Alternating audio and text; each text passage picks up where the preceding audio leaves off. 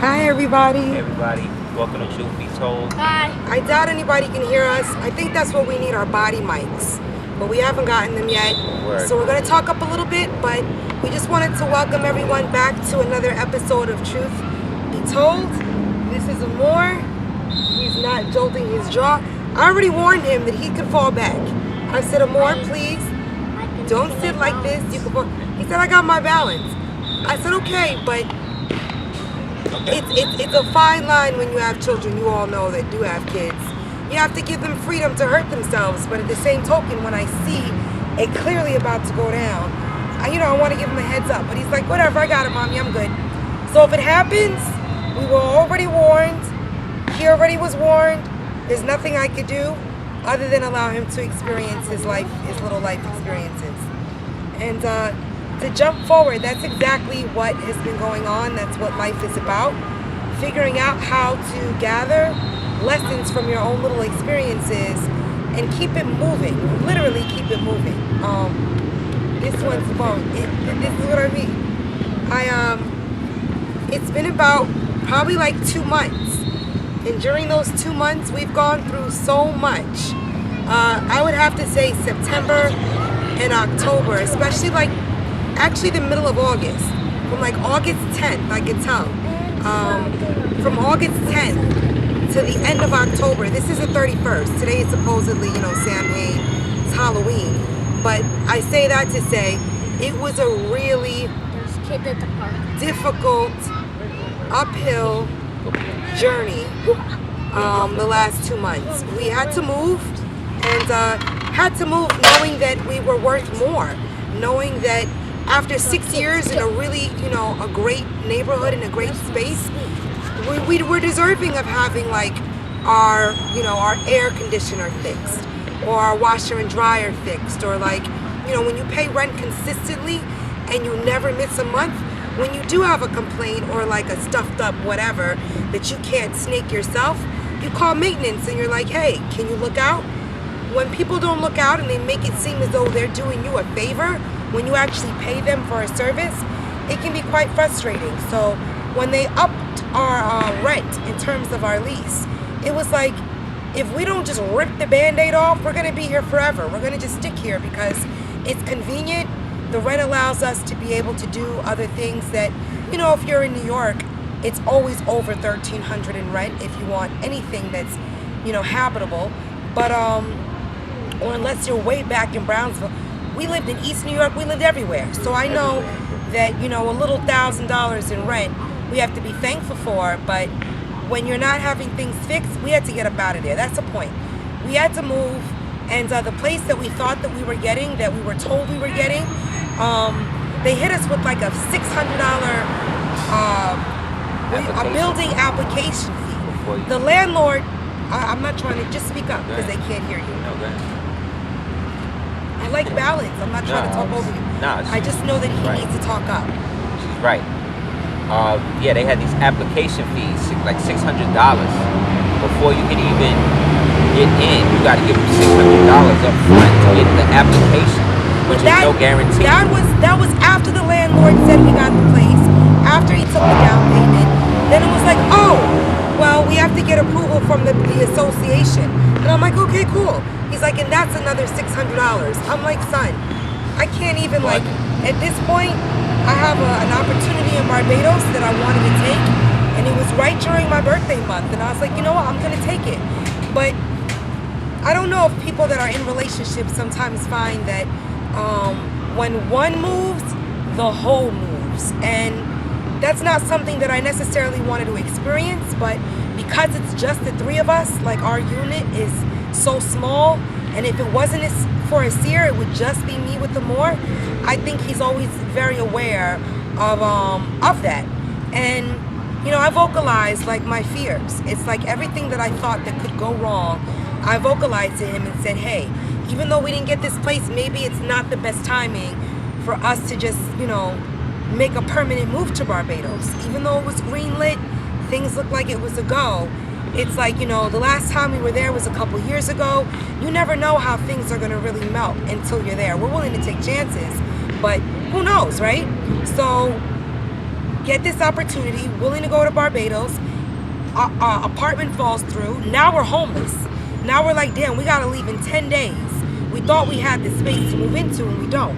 So now we've gotta go to Barbados together. So, okay, get the hole, put it in storage, get the boat, all of this money, all of our savings, thinking about it in ways for longevity, turned out to be a smack in the face. Once we got to Barbados, it was beautiful, but we weren't really welcome there. Like, I could get into details, but because we have our own little businesses that we can kind of keep afloat with just paying rent, you know, not being able to do much of other flyness. But the point is, we're like, okay, doing this, we'll be able to pay our rent, you know, pay less rent in terms of the Bayesian currency.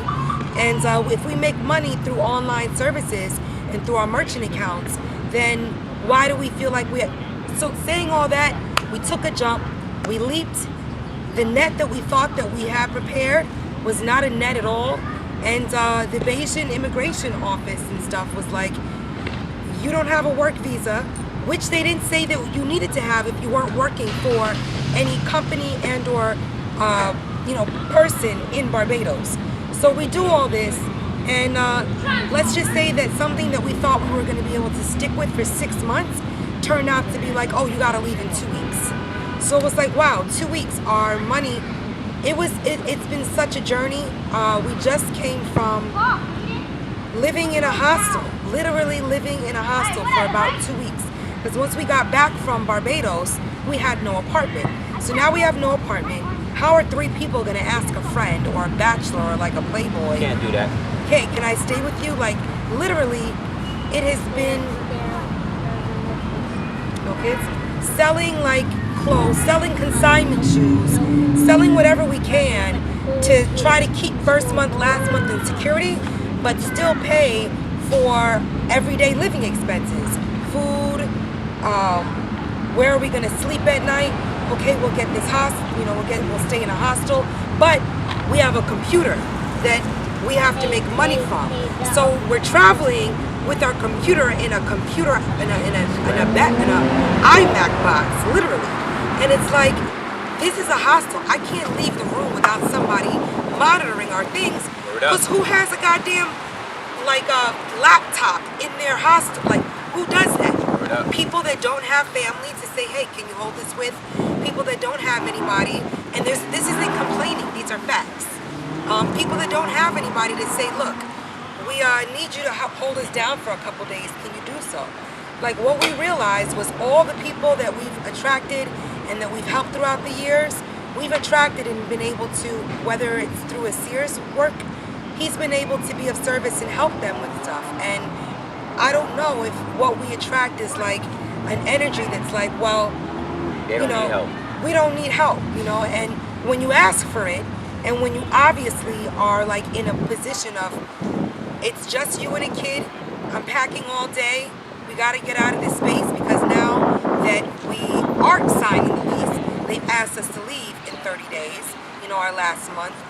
It has been such a stress, like the things that we just experienced the last 2 months, really, it's a lot. No one needs to go through, like, the levels of stress and wondering where your things are going to be and having stuff in storage and traveling with 4 luggage pieces. Like, we've done it before, but when you do it so much, there comes a point where you're like, didn't I earn any brownie? Is there anything in the universe that sees how much work I'm doing? Where's the respite? And can allow us a little bit of rest. So, we just moved into our space. Thank God we got one. And that was after losing 3 different spots. Like, 3 different spots fell through. We're in a hostel. We're spending like $60 a night on a room. You still have to pay for a room that, you don't share with the whole community. So it was so much. So we're now in a new space. I'm very thankful to say. And that was right before, like, things felt like they were breaking totally, that I was reconsidering moving back to New York. But I called my grandfather and he hung up the phone on me. And I sat with myself and realized, like, I've invested a lot of my energy and a lot of my time in things that bring me joy. And when I was excommunicated from my family and stuff, it's like, why go back to people that I thought loved me, but if you're in a place of crisis and you haven't done anything to betray people or to steal, to do anything grimy, why would my own family not want me here? And then you're like, oh, okay, the house and who it belongs to. But I wasn't caught up in all that. So it's just to say that I didn't call people in my family because it didn't seem as though they were looking to be called, and it didn't seem as though they wanted to help me. So at 20, at 19, I moved on. And then at 21, 22, I met Aseer. And, you know, women know, like, we have certain rules and guidelines that we like to give ourselves. And I guess that's talking about this in terms of knowing that, you know, I didn't want to be with a man with kids. I didn't want to be with a man that had baby mama drama. And Lord knows he had so much. But when I met Aseer, it was almost meeting a reflection of myself that was like, wow, this person has, you know, issues with his family that he might not have. But, you know, based on who he is, these are the experiences he's going through. And, you know, I kind of felt like I would have been really selfish if I was like, hey, look, I know I can help, but, you know, I can't be with a man with kids, and I don't want to entertain. But those rules are set in place for a reason, you know, and we talk about it all the time, like things that you think that you are strong enough to handle, you empower yourself to do, because it's worth it for you. Whether it's a job, you know, whatever you like in life, sometimes you work for it because you feel that it's worth it. And when I met Aseer, the conversation and what we were sharing was so on a high level of spirituality and of love that I didn't think to check in with my needs so much to be like, well, maybe we should just court each other for another. It's like you didn't have any place to stay. I was able to stay somewhere, and I had the money to pay for it, so why not galvanize our energies and me help someone who's obviously trying to be a better father to his kids in a situation where his family isn't really being supportive.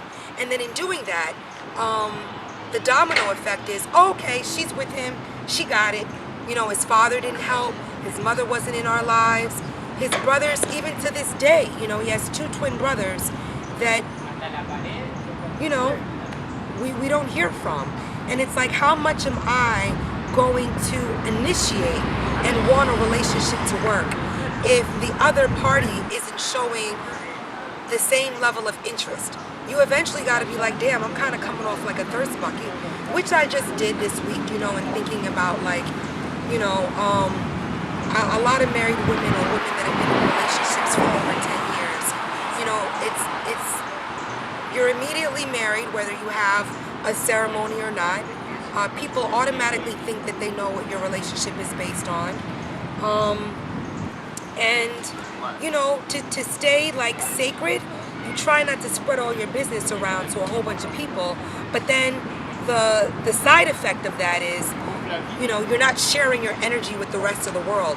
So it's like, am I supposed to be, like, flirting so much with just friends that they feel comfortable about being around us? Because that doesn't make sense. So I'm sharing all this to really talk about the journey of what it takes to stay aware of what it is you attract when you decide to invest your energy into being with something consistent, whether that be a woman, a man, a job. It throws off what other people expect from you. And that's what we talked about. Like, I had a lot of acquaintances or people that I thought were friends. And then when we started hanging out, it wasn't negating from the time I was spending with them. So I didn't know why my evening time, when people knew I was in my house smoking L's, chilling, watching movies, I didn't know why when they knew someone else was there doing that with me, that then became a problem. And I wasn't, like, available for other people. It's like, we're not smashing. I haven't dated. We're not dating. I never dated like that. So yeah, things hit you years later, like, wow, we've attracted so much wealth by trying to create portals where we're staying connected to the rest of the world, because what we feel sometimes in our everyday relationship, everyday movement, is that it's very difficult for people to stay consistent, just hang out. It's like, we'll use the knowledge aspect to chill. Or recently, you know know what women have been doing, and we're in such a high sex crazed environment. Like, I've watched women figure out ways to like logically rationalize being like working out like savages, like going to the gym every day, no rest, just to feel comfortable about exposing their bodies and being naked. Like, it's great to work out because it allows you to feel good, but that shouldn't be like a gateway or like a license to be buck naked or to like always, like everything is buck naked, right?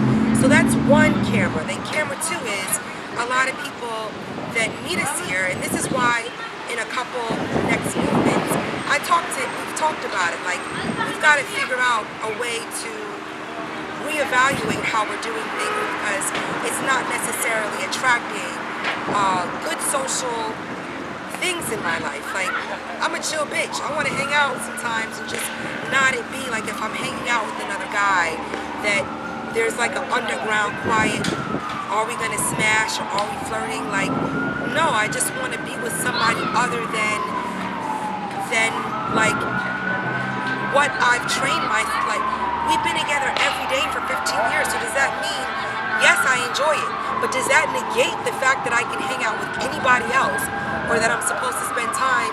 And that's what they mean by people saying you lose yourself.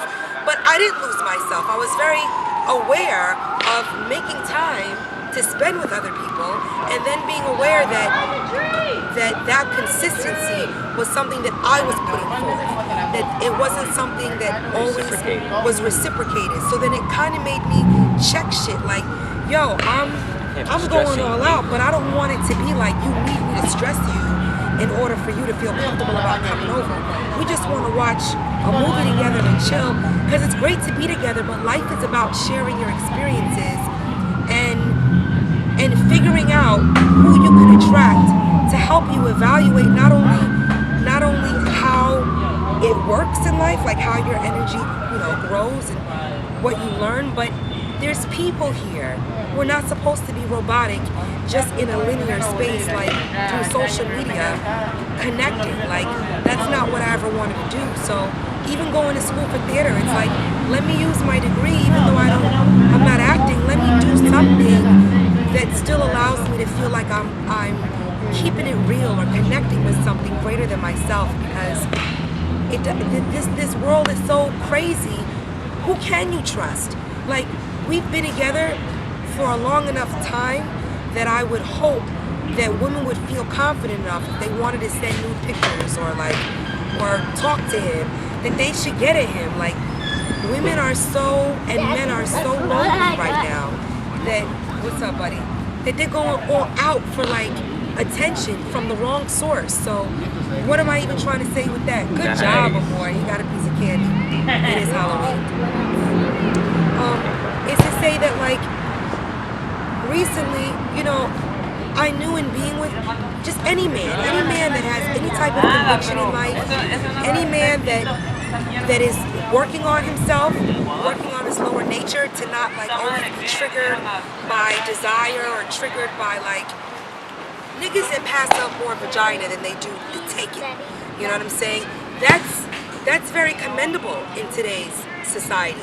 I want to attract men that aren't so thirsty when women want to be with them. Like, make a decision as to what's best for you and not what feels great now. Think about things in the long run, and if this is going to be a connection of any type of like real stimulus, or am I just using this person's energy? All of that is to say, I really appreciate y'all men out there that are figuring out ways to not entertain women that only want you for financial security and who only want to be taken care of. And there's men that want to do that, and I'm sure that they will attract those women.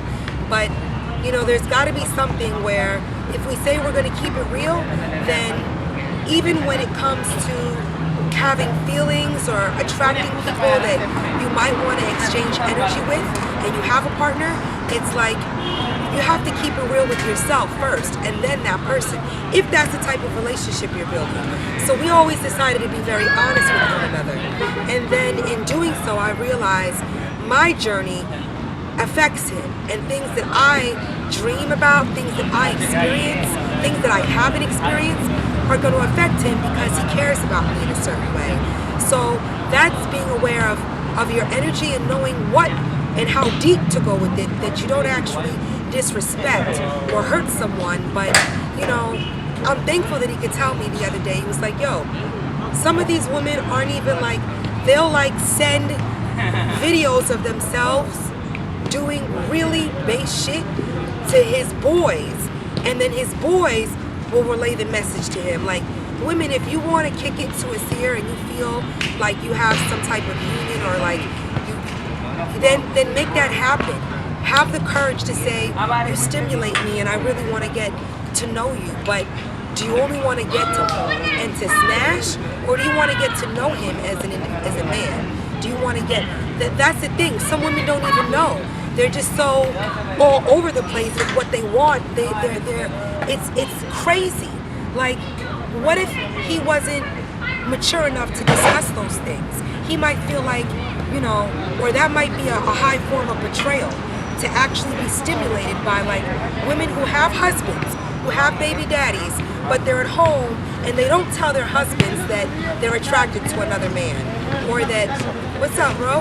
Or that they might feel something for someone else. Like, if I was that attracted to another guy that I wanted to masturbate in front of a camera for him, then I would tell him that I had feelings for someone else, and that I was dealing with how to balance activating and even finding out if the other person gives a smash, if the other person's even there.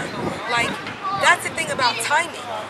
Half the women that I meet are somewhat crazy because they're still waiting or figuring out ways to galvanize energy from sources that are not their own. You cannot make someone give you something.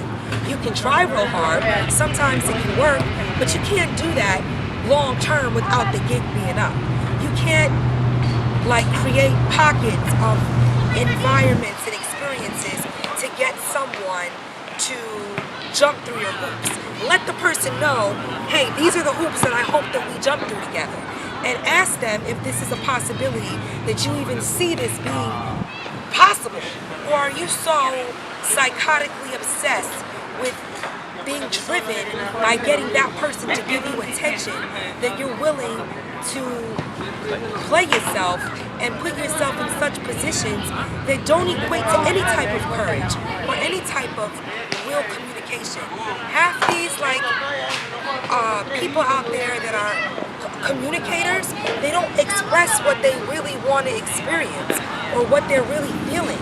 You know how embarrassing it is for me to have gone through something in life to where I never thought another man would be able to stimulate me, than having met one that I was like, wow, you know, what, am I not supposed to act like I want to be around this person because I've spent 10 years plus with Aseer?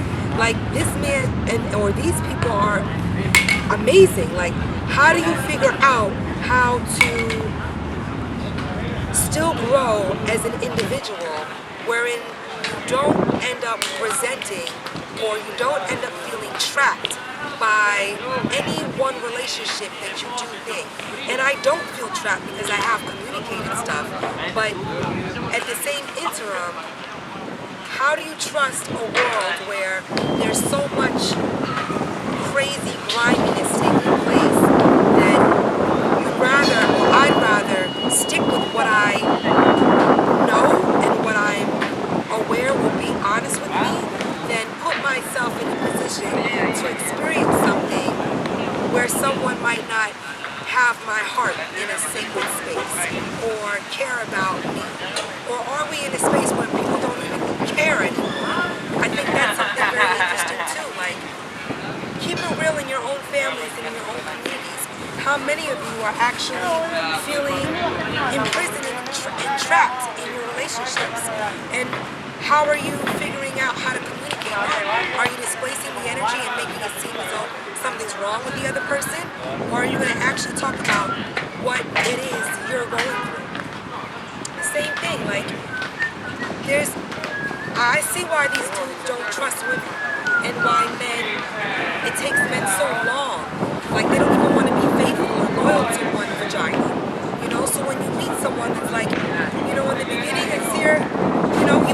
ill. It's ill when you meet a woman that you like and you actually want to be with them, because it's like, am I tripping? Is this thing? Am I going too quick?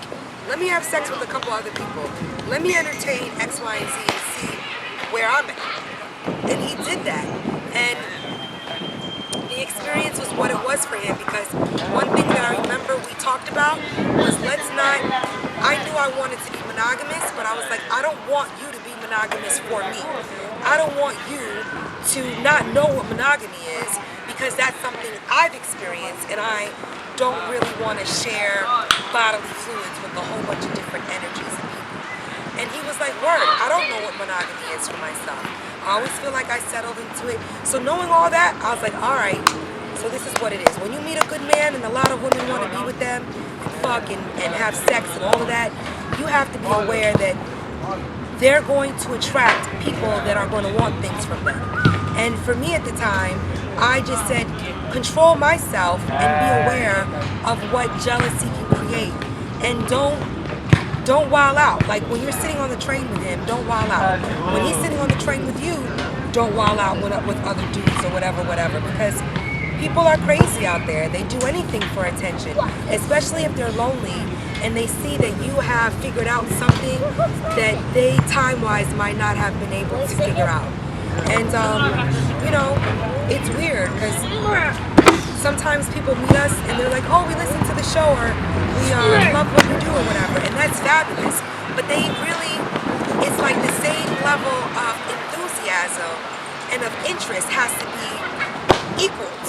And I might not know them the same way they feel they know me. I'm just cooking lentil soup to stay in a space of contribution and to feel like I'm not drowning in my own pool, because I don't want to swim by myself. I want to experience life where I'm exchanging stories and being able to be around people that aren't threatened by consistency or by certain types of unions. But I also want to be around certain type of women that can say, hey, I love listening to him and I'm attracted to him.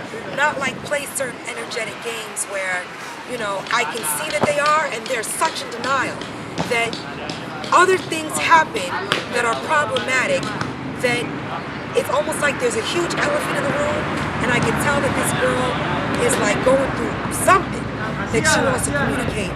So she makes me the issue or the brunt of her confusion. And you don't need to do that. If we're supposed to be grown-ups, if there's somebody in the world that you are, you know, fascinated or feel as though you have met, whatever, express that to them so that you're not putting them in an obsessive space or in a space of having to jump through your hoops or play phone games where, you know, women are paying for readings, but they actually just want to talk to a man that they feel like they can healthily flirt with, you know? And that's okay. Like, when you're a dynamic person, you're supposed to attract people that say, hey, you know, it was great meeting you, or you're dynamic and I think about you a lot. What's weird is when you meet people that feel that way, don't express it, and then put you in, right, or know who you are months before you even know them. Then they meet you, start hanging out with you, don't tell you, hey, I kind of studied you, like I wanted to meet you. So in the beginning, it's like, it's more flattering for someone to give you a compliment like that than to put you in a situation where they're chilling with you and then like a year down the line, something happens and you realize or you find out that they knew who you were beforehand. Because what ends up happening is the person that's being sought after goes, well, was I interesting to you before? Like, I've met a couple women that know people in my family or might have met my sister or like a cousin of mine, and they meet me and they're like, oh, I know your sister or I know your cousin. But it's like, well, why didn't you reach out to me when you knew them? Why did something have to go wrong with your relationship with them in order for you to feel comfortable about reaching out to me? What that makes me feel internally is that my energy might be used for something that I'm not aware of. And even if that's not the case, let me know from Jump Street so I don't internalize that to be the case. down the line, you know? But relationships are so ill. I think that, I read something and it's like a great man is a man as honest as what he's experiencing. And sometimes men don't want to share their experiences with other women because women plug themselves in and make them feel like you owe me or this should be something you're invested in having to do all the time. And what man wants to feel like a woman is a chore or a job? Like, well, if I don't tell her I'm going to the movies with her, I might get in trouble. Like, that's babysitting somebody with the conditions of you're not babysitting. And who wants that? We've never experienced that. One thing I can honestly say is I've never been in a situation with him where I felt like he was doing things to keep me from other people. That wasn't the case. What ends up happening is because we might feel comfortable hanging around other people, it's like sometimes people are wondering if we're setting them up or if it's just all about, like, it can't always be about sex and smashing if I'm not giving you the energy that I want to do that. So I think people also just have forgotten. I think people have also just forgotten how to communicate directly. There's no direct communication. And we're all guilty of it. And sometimes you rather text than talk. You know what I'm saying? So there's an element of us that's become lazy in terms of our communication. And it's created alternative forms of communicating by which you have to now, instead of trying to interpret somebody's meaning, you're trying to interpret somebody's text. You're trying to interpret somebody's fucking like DM. what I realize I do more is and I'm sure a lot of, people that are in the space of analyzing, and F Virgos, yeah, I'm a Virgo, but I really am aware of not projecting my thoughts onto other people. So I'll tell someone if I'm thinking something, hey, this is what I'm thinking. And I might play myself by exposing too much, but I'd rather expose than cover or like cover, because that's not healthy. It's more dangerous. So in being aware of stuff like that, I'm aware that people say or write me with something, but the subtext is so much louder than the text. So then I'm like, am I tripping? Am I looking too deep into this? Or am I really like, trust your gut, Celina? It's both. You can be tripping, and no, you're probably not. Because if you're not a tripped out person, then you're probably not. You're probably reading the in between the lines for a purpose, because the person might not have the ability to say, look, I just kind of want to fall back right now, or things are good, but I just feel pressure. That might, some men, if they're raised to really be respectful, like really treat a woman like a lady, they won't even tell a woman her underarms stink. And sometimes a nigga need to tell a woman, yo, shorty, your underarms is humming. And that can just be great. Or like, yo, I really like being around you, but you kind of, you hug and kiss too much. I'm not a smotherer. That's hard for some people to express. But sometimes those things are great to do because the other person isn't even aware that that's what they don't even know. So it's to say, we kind of got to go out on a limb, especially if you're trying to have these types of relationships where you do get to learn and grow and be stimulated by the world and all of that. Like, anybody that's wise knows that you can't sit in one box and experience what life has to offer. But I also don't want, only having been with one or two people in my life, I don't want to put myself out there to meet and to think, because that's not even. I feel like who I know is who I'm supposed to know. And who we're going to attract, the Creator will put in our path to attract. But I'm not looking, and we're not looking for friendships. What is sad is that based on our family given circumstances, I can feel the lack of contribution. And it sometimes weighs my heart down. It makes us have to think of ways to get charges or to have a more, learn from somebody other than the two of us. And I don't mean like by putting him in school. I mean like by family. This is why we're supposed to value our families. And for some reason, some of our families just forgot how to do that. And you can't just be one person trying to hold the glue together for 20 other people. If those 20 people don't want to mess with you, then they don't want to mess with you. Like, I think about my sister all the time, but I can't be the only one reaching out to her if she doesn't want to get to know me. So you just eventually gotta, swallow whatever is given to you to drink. But be aware of what's in the glass.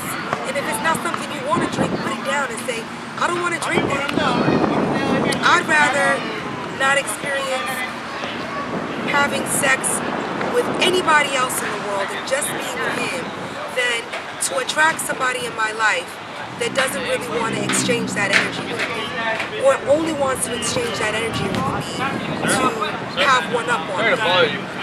I'm just saying for your I think that they're like saying they're the side of thing.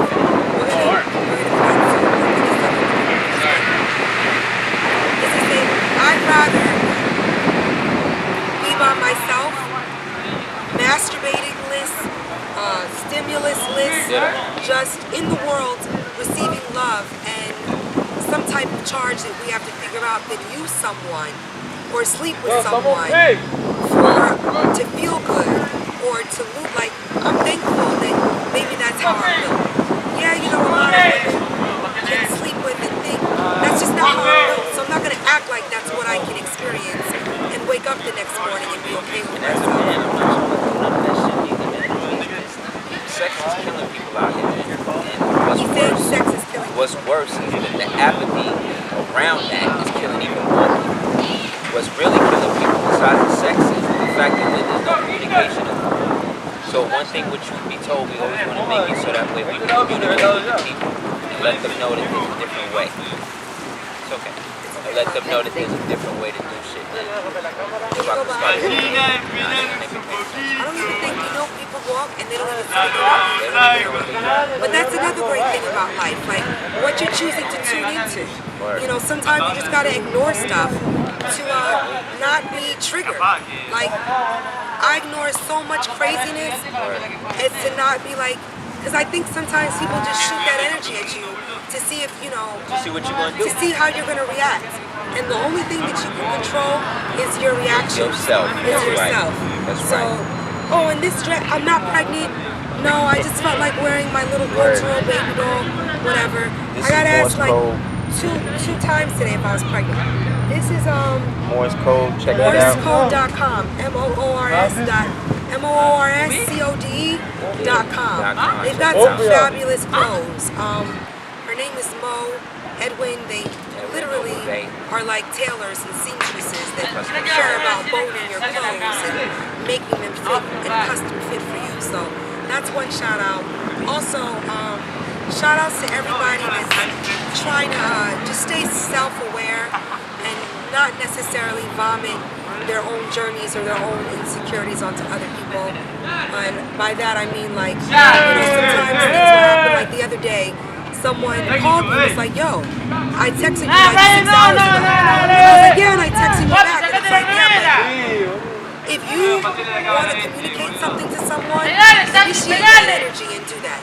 Don't necessarily make it the other person's responsibility to communicate back to you. I gotta finish what I'm doing. So, Just here before y'all. we're gonna get going because I don't want to take up any space on the fields. And it was just a nice space in terms of the sunlight. That's what's been going on. Women are sending crazy.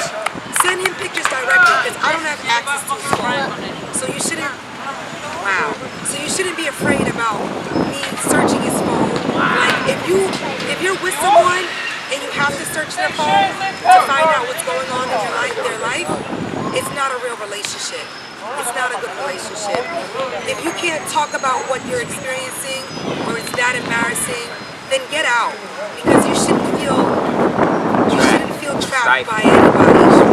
And the same thing. Love each other. It's like I'd much rather, as much as I'd like to exchange and experience, that's not the world in which we live in.